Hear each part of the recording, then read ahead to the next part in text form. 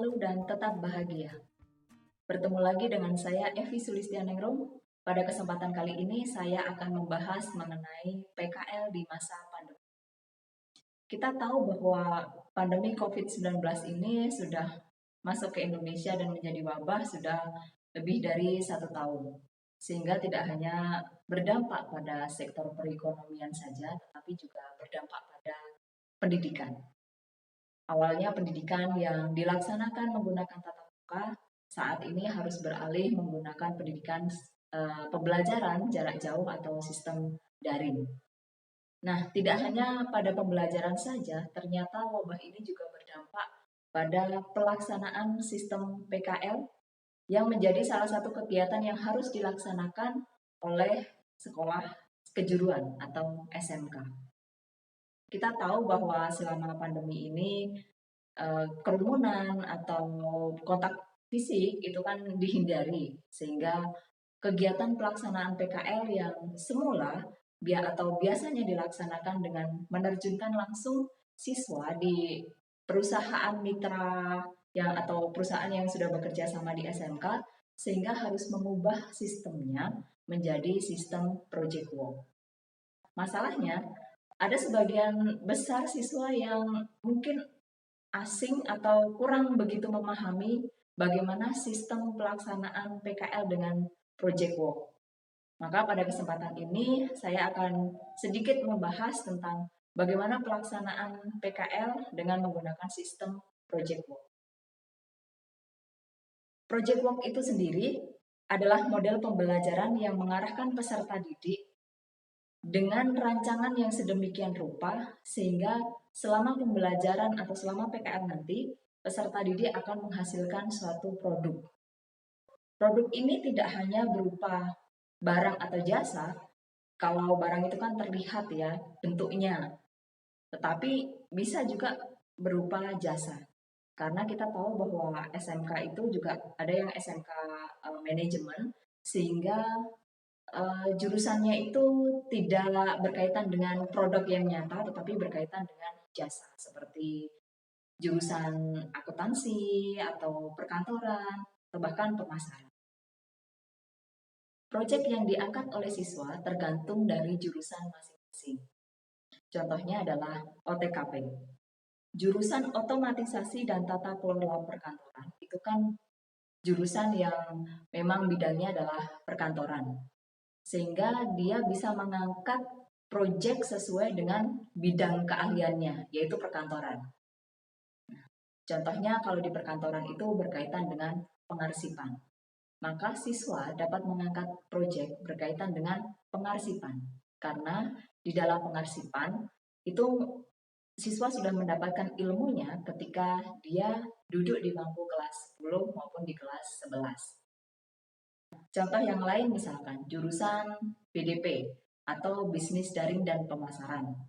Karena ini basicnya adalah manajemen atau bagian bidang pemasaran, maka siswa bisa mengangkat project yaitu tentang pemanfaatan marketplace. Karena marketplace itu kan bagian atau salah satu bidang pemasaran. Contoh yang lain misalkan bidang AKKL atau akuntansi keuangan dan kelembagaan. Karena ini berkaitan dengan akuntansi, keuangan, atau pencatatan keuangan, maka jurusan akuntansi bisa mengangkat proyek berupa sistematika pembukuan. Contoh yang lain misalkan, jurusan teknik jaringan atau komputer. Ini kan tidak jauh dari pembuatan blog misalnya.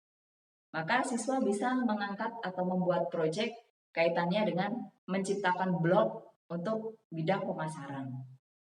Nah, satu lagi contohnya misalkan jurusan farmasi. Karena ini berkaitan dengan pandemi COVID-19 di mana banyak atau semua warga diminta untuk sering melakukan cuci tangan.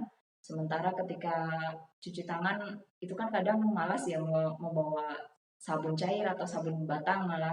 Atau ketika di lokasi kita tuju itu sabunnya habis, maka dia menciptakan terobosan baru yaitu dengan membuat sabun berbentuk tisu yang lebih praktis dan efektif. Jadi, proyek yang diangkat siswa itu merupakan proyek yang sesuai dengan jurusannya masing-masing.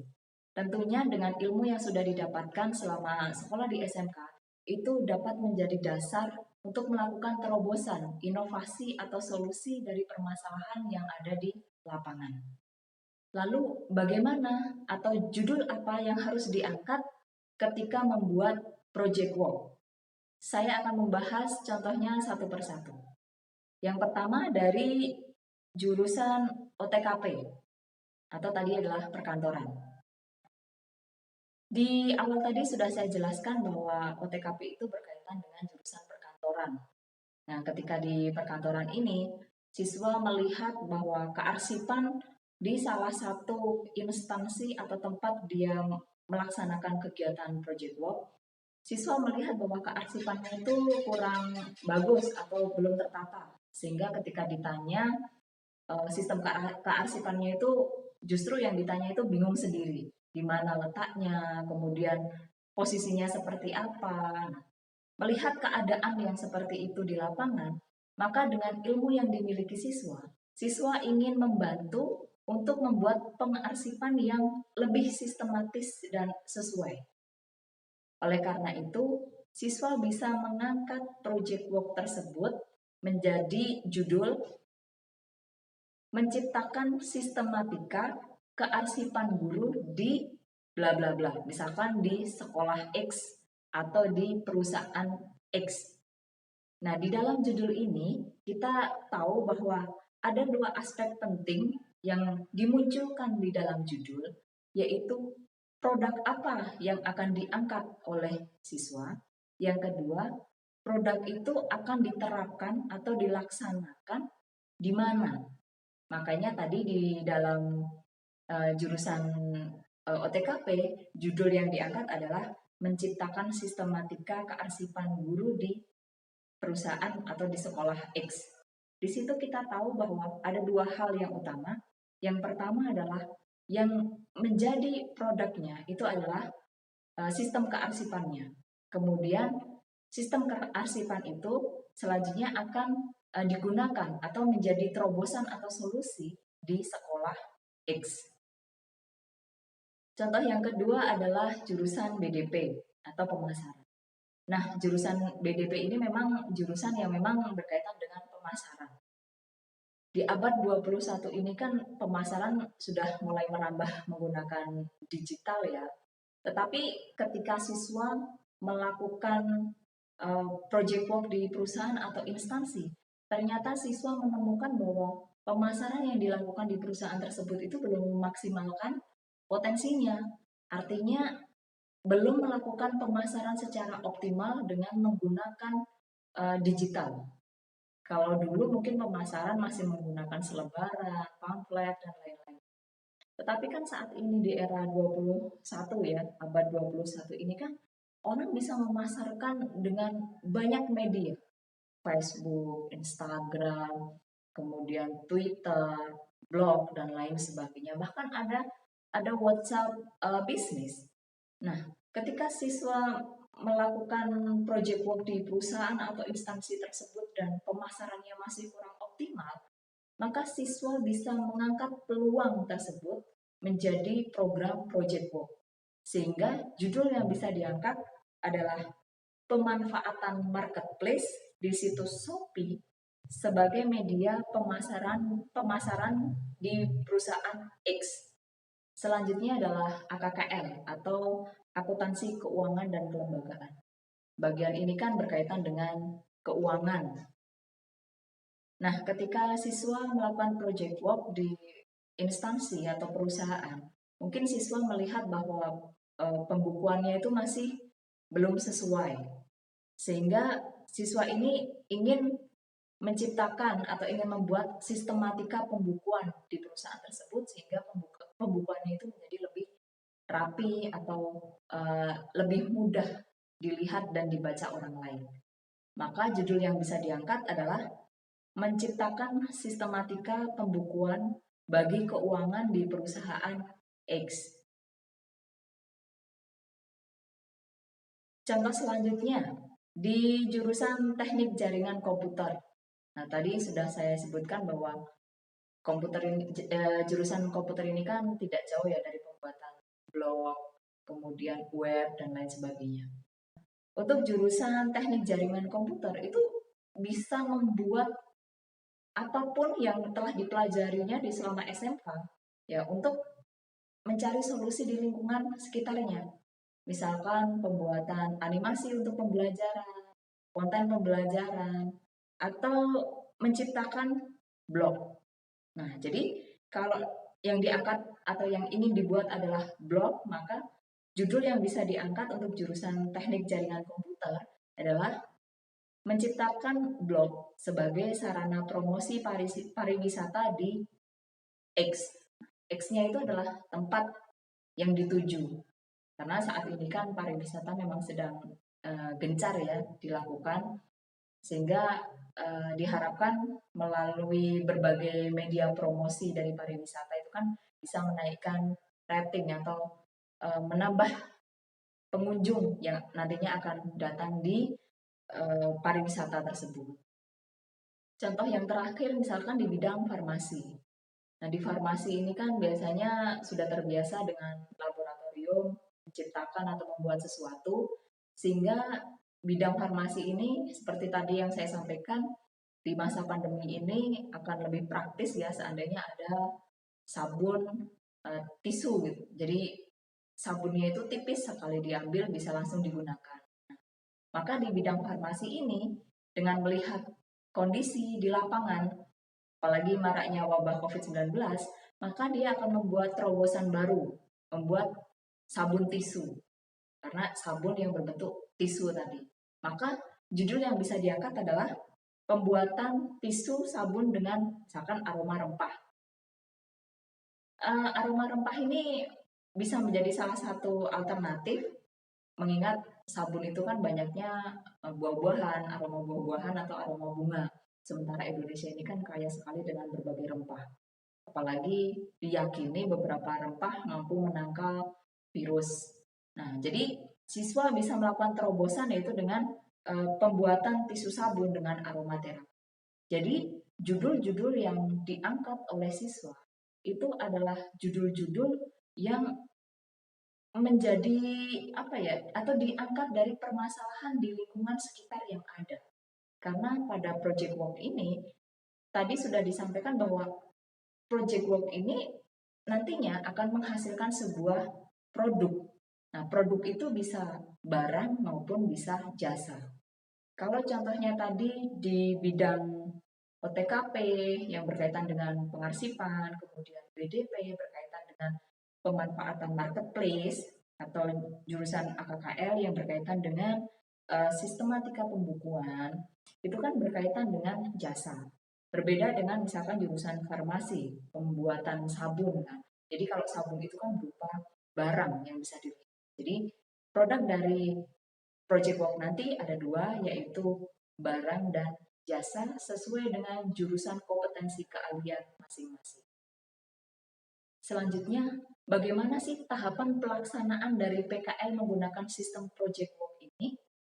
Setidaknya kalian nanti akan melaksanakan berbagai serangkaian kegiatan yang sudah diatur oleh sekolah, di mana kegiatan itu dimulai dari persiapan sampai ke tahap pelaporan. Kegiatan yang pertama yang akan kalian laksanakan itu adalah observasi. Nah, observasi itu apa? Observasi itu adalah mengetahui lapangan atau mengetahui lingkungan dulu. Kalian akan membuat project, baik itu berupa barang maupun jasa. Itu kan diambil dari permasalahan lingkungan atau permasalahan yang muncul di lingkungan sekitar kalian. Permasalahan ini kan muncul ketika keinginan tidak sesuai dengan realita. Misalkan contohnya tadi untuk jurusan OTKP. Nah, dari ilmu yang kalian dapat bahwa kearsipan itu sistemnya seperti ini loh, alurnya seperti ini loh. Tetapi ketika kalian melihat di lapangan, kok jadinya seperti ini? Maka itu menjadi sebuah permasalahan yang bisa kalian angkat menjadi project work. Atau di jurusan farmasi. Tadi di jurusan farmasi itu kan terkait dengan pembuatan sabun. Nah, kalian lihat di lapangan. Ketika kalian lihat di lapangan, semuanya menggunakan masker sudah ya. Tapi ketika giliran cuci tangan, ingin masuk ke toko misalkan, kebetulan sabunnya habis atau tidak tersedia hand sanitizer. Sementara harus cuci tangan. Kalau kita ingin membawa sabun cuci tangan, kalau batangan kan kelihatannya tidak praktis ya. Kalau sabun cair juga besar gitu. Akhirnya dari permasalahan yang muncul di lingkungan sekitar, tidak sesuai dengan keinginan kita, itu akan menjadi permasalahan yang bisa kita angkat menjadi project work. Maka langkah yang pertama harus kalian lakukan adalah observasi. Cari permasalahan yang ada di lingkungan sekitar kalian, sesuaikan dengan ilmu yang kalian dapat sesuai dengan jurusan selama kalian sekolah di SMK. Permasalahan-permasalahan yang muncul di sekitar kalian itu silahkan diamati. Diamati, kemudian diobservasi kira-kira mana yang menarik perhatian kalian untuk diangkat menjadi project work. Permasalahan yang kalian angkat itu tidak harus muluk-muluk atau yang besar, tetapi permasalahan yang kalian angkat itu adalah permasalahan yang bisa dicari solusinya atau yang bisa dicari solusinya berdasarkan ilmu yang kalian dapat. Jangan sampai ketika kalian memutuskan untuk mengangkat permasalahan tersebut, justru itu menjadi permasalahan besar yang kalian tidak bisa memecahkan sendiri. Karena ini adalah project work yang akan kalian selesaikan dan akan kalian laksanakan. Nah, yang kedua, silahkan memilih project work ini yang kira-kira bisa kalian selesaikan sesuai dengan waktu pelaksanaan yang diberikan kepada sekolah. PKL ini kan ada rentang waktunya atau batas waktunya. Biasanya 4 bulan. Nah, silahkan kalian mengangkat permasalahan-permasalahan dari lingkungan yang kalian dapatkan yang kira-kira itu bisa kalian selesaikan dalam kurun 4 bulan itu. Jangan-jangan nanti ketika kalian mengangkat permasalahan itu justru tidak selesai dalam 4 bulan. Nah, itu kan menjadi tidak baik. Jadi sekali lagi, tentukan permasalahan yang kalian angkat itu yang bisa diselesaikan dan bisa diselesaikan dalam kurun waktu yang telah ditentukan oleh pihak sekolah. Selanjutnya, selama melaksanakan observasi, kumpulkan semua data, kumpulkan semua informasi yang akan menunjang atau membantu kalian untuk menentukan permasalahan mana yang akan kalian angkat. Data ini bisa diambil dari mana? Ya banyak sekali. Kalian bisa bertanya kepada perusahaan atau instansi tempat kalian akan melaksanakan project work. Kalian bisa bertanya dengan teman sejawat atau dengan guru pembimbing. Intinya, kalian harus mengumpulkan data dan informasi sebanyak mungkin, sehingga kalian benar-benar menguasai permasalahan yang ada di lingkungan. Yang terakhir, untuk memaksimalkan atau mendukung informasi tersebut, kalian juga harus mencari informasi dari membaca buku, kemudian atau browsing. Yang jelas adalah ketika di lapangan, kalian benar-benar harus menguasai permasalahan atau topik yang akan kalian angkat. Yang kedua, setelah kalian melakukan observasi, kalian akan membuat proposal. Nah, proposal ini ditujukan atau diajukan di tempat kalian melaksanakan project work. Tetapi pembuatan proposal ini sesuai dengan arahan atau konsultasi dari guru pembimbing. Nah, berkaitan dengan proposal ini, proposal harus dibuat sesuai dengan ketentuan karya ilmiah. Setidaknya di dalam proposal itu mencakup halaman judul, kemudian lembar pengesahan, ada kata pengantar, daftar isi atau daftar tabel kalau ada, kemudian ada bab 1 pendahuluan. Di bab 1 ini setidaknya terdiri dari latar belakang masalah, kemudian rumusan masalah, atau tujuan kegiatan dan manfaat kegiatan. Dilanjutkan di bab 2 yaitu kajian pustaka, dan bab 3 ada metode pelaksanaan. Kemudian di dalam proposal juga kalian jangan lupa untuk mencantumkan daftar pustaka dan lampiran jika ada. Nah, kita bahas satu persatu agar kalian memiliki pandangan mengenai proposal itu sendiri. Nah, untuk di halaman judul jelas ya, di halaman judul atau yang akan di cover itu ada tulisan proposalnya, kemudian judul yang kalian angkat, kemudian ada identitas kalian, dan ada identitas sekolah. Kemudian di lembar pengesahan, sama ya, lembar pengesahan nanti ada beberapa pihak yang akan memberikan tanda tangan terkait dengan pengesahan proposal tersebut.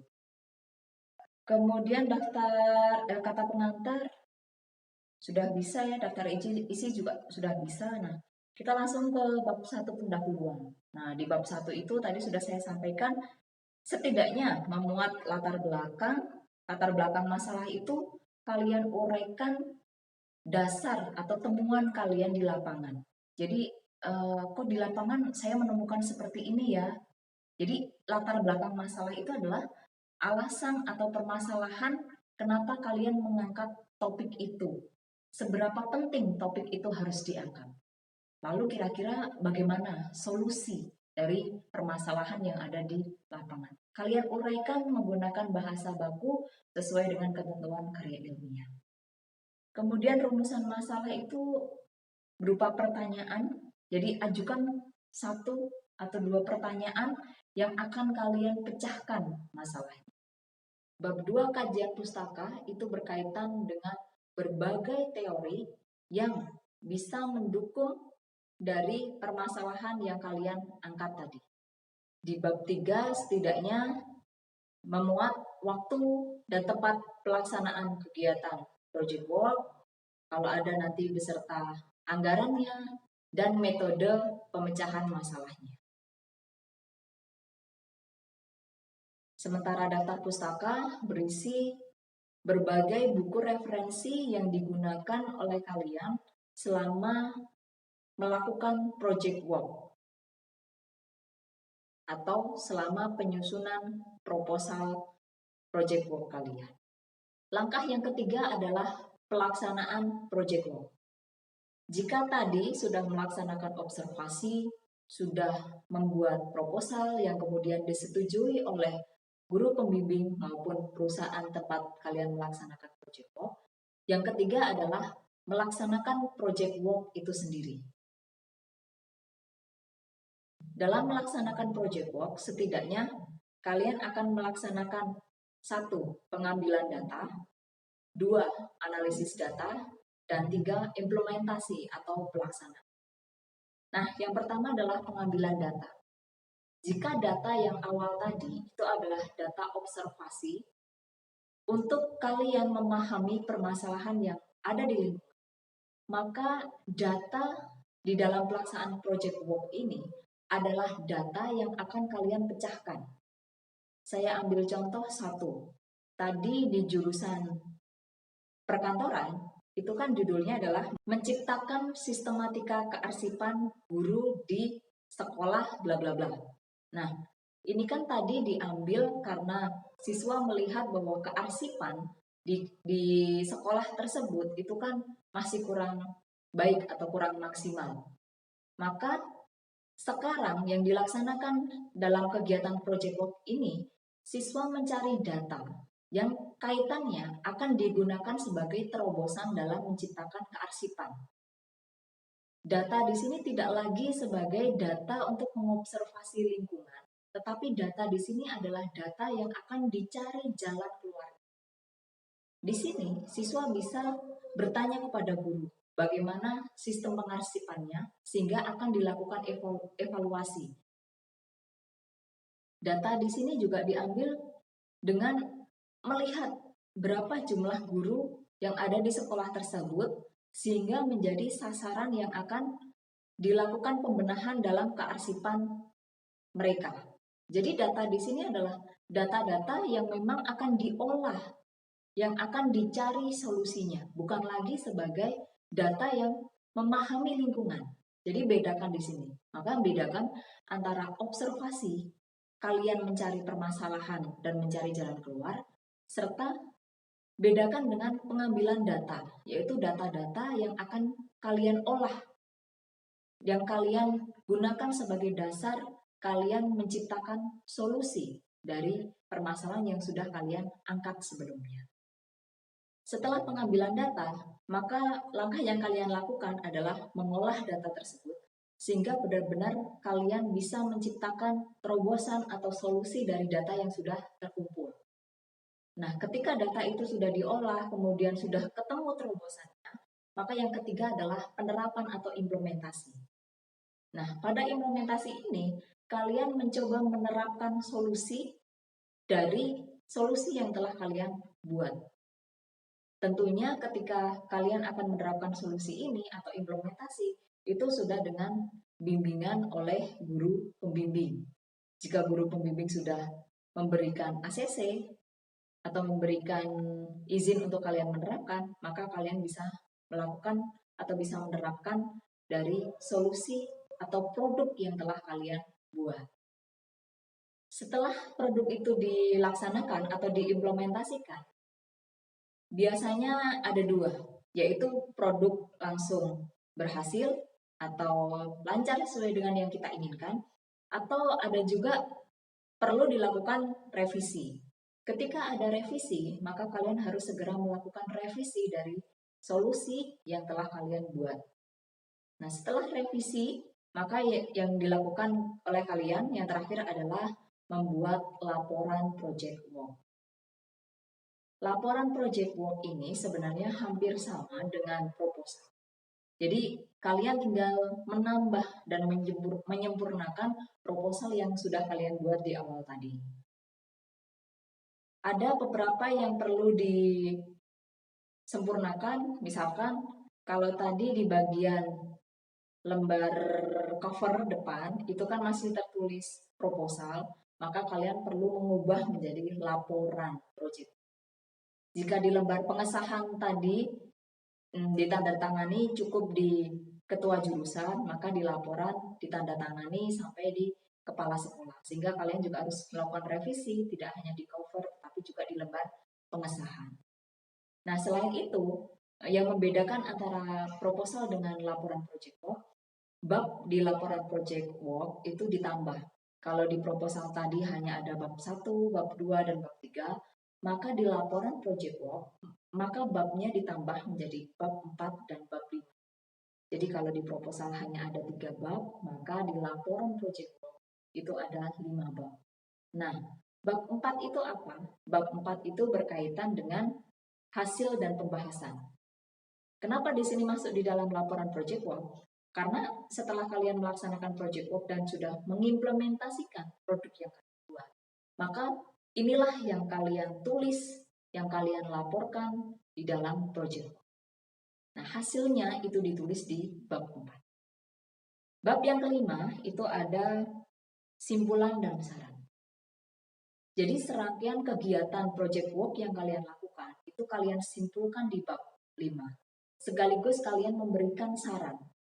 Saran atas evaluasi yang kalian lakukan dari solusi atau dari produk yang telah kalian buat. Nah, produk yang kalian buat tentunya belum sempurna sesuai dengan yang diinginkan oleh perusahaan, tetapi di sini dengan kalian memberikan saran, harapannya akan disempurnakan oleh pembuat produk selanjutnya. Itulah fungsi dari saran. Yang bagian daftar pustaka tentu ketika dalam pembuatan project ini menambah literasi atau literatur atau buku-buku yang digunakan dalam pembuatan project maka buku-buku yang digunakan selama pembuatan project ini bisa ditambahkan di daftar pustaka. Selanjutnya, setelah kalian melakukan observasi, membuat proposal, kemudian membuat produk atau solusinya tadi, bisa menerapkannya, kemudian sudah membuat laporannya, maka langkah selanjutnya adalah ujian. Nah, ujian ini sebagai salah satu bentuk tanggung jawab kalian terhadap pelaksanaan kegiatan project work. Ujian ini biasanya dilakukan tertutup yang akan diujikan dengan guru pembimbing atau juga dengan jurusan bidang masing-masing. Jadi di sini selama kalian menguasai, membuat sendiri project work dan laporan itu, kalian tidak perlu takut karena pasti kalian menguasai apa yang kalian buat dan apa yang kalian lakukan. Ujian yang dilaksanakan di sini biasanya ujian terkait dengan dua hal. Yang pertama adalah ujian mengenai produk yang kalian ciptakan, misalkan tadi di bidang kearsipan ya, sistematika kearsipan itu sendiri, dan yang kedua berkaitan dengan laporannya. Jadi saran atau tips untuk kalian, kuasai produk yang kalian buat dan kuasai laporan kalian. Sehingga ketika ujian dilaksanakan, kalian akan sangat mudah bisa menjawab pertanyaan-pertanyaan dari penguji. Di dalam ujian ini biasanya hasilnya berupa dua hal. Yang pertama adalah lulus, yang kedua adalah revisi.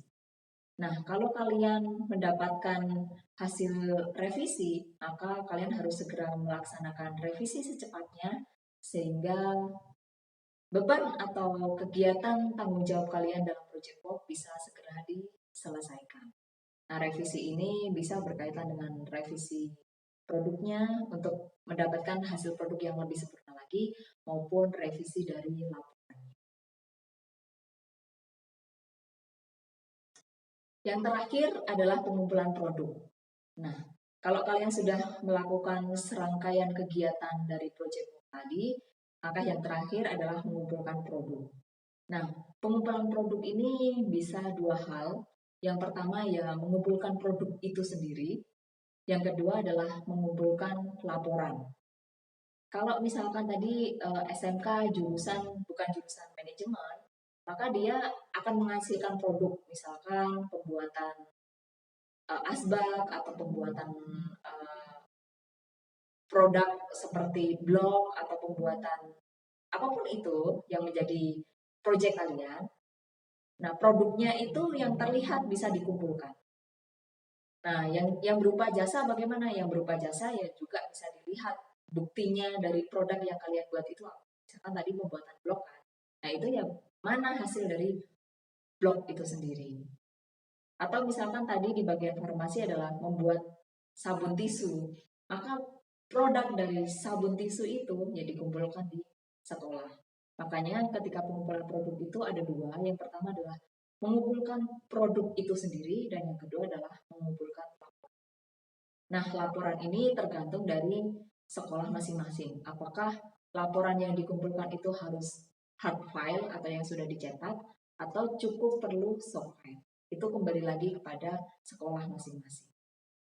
Nah, itu tadi pembahasan mengenai project work sebagai pengganti PKL di masa pandemi. Sekali lagi saya sampaikan bahwa di dalam project work ini nantinya kalian akan menghasilkan sebuah barang atau jasa sesuai dengan kompetensi jurusan kalian masing-masing.